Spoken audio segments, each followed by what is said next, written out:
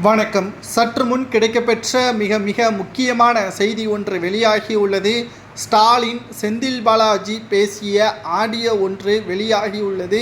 அதானி வழக்கில் சிக்கிய மிகப்பெரிய ஒரு ஆடியோ என்று கூறலாம். இந்த ஆடியோவில் செந்தில் பாலாஜி அவர்கள் 400 கோடி ரூபாயை கோபாலபுரத்தில் கொடுக்க வேண்டும் என்றும், அதானி மின்சார ஊழல் இதன் மூலமாக வெளியிடப்பட்டு உள்ளதாகவும் எதிர்க்கட்சி தரப்பினர்கள் இணையதளங்களில் வைரலாக இந்த ஆடியோவை பரவி வருகிறார்கள். குறிப்பாக உதயநிதி ஸ்டாலின் அவர்கள் துணை முதல்வராக பொறுப்பேற்ற பிறகு அதிக அளவு கட்சி நிர்வாகத்தையும் சரி சமூகத்தையும் சரி இவர்தான் தனது கட்டுக்குள் வைத்திருப்பது போல் நினைத்து கொண்டு செயல்பட்டு கொண்டிருக்கிறார். முழுமையாக திராவிட முன்னேற்ற கழகம் அழிவை நோக்கிதான் சென்று கொண்டிருக்கிறது.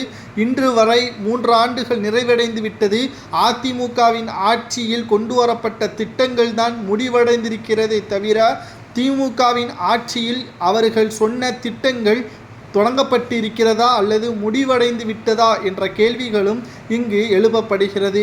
ஒரு மருத்துவ கல்லூரிகள் கூட இன்னும் தொடங்கவில்லை என்றும், வெளிநாட்டிற்கு வருடம் வருடம் செல்லக்கூடிய ஸ்டாலின் அவர்கள் 6000 கோடி 8000 கோடி என்று வாய்க்கு வந்ததை தான் கூறுகிறாரே தவிர அத்தாட்சியை இன்றும் காட்டவில்லை என்று எடப்பாடி பழனிசாமி அவர்கள் பகிரங்க குற்றச்சாட்டையும் முன்வைத்திருக்கிறார்.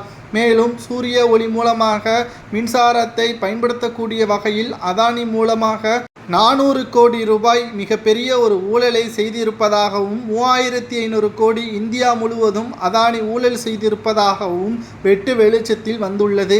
மக்களவையில் அதானிக்கு எதிராக காங்கிரஸ் போன்ற மிக முக்கியமான எதிர்க்கட்சிகள் போராட்டத்தை நடத்தி வரக்கூடிய நிலையில் திமுகவின் எம்பிக்களும் திமுகவின் கூட்டணி எம்பிக்களும் மட்டும் அமைதி காப்பது ஏன், அதானி வழக்கை பற்றி பேசாமல் மௌனம் காப்பது ஏன் என்ற கேள்விகளும் இங்கு பேசப்படுகிறது.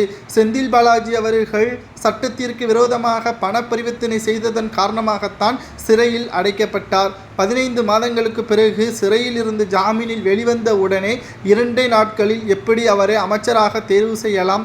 அதுவும் அவர் வகித்து வந்த மின்சார மற்றும் மதுவிலக்கு ஆயத்தீர்வு பதவி கொடுப்பது ஏன்? இதனால் அவருக்கு எதிராக இருக்கக்கூடிய சாட்சிகளையும் அளிக்கக்கூடும்.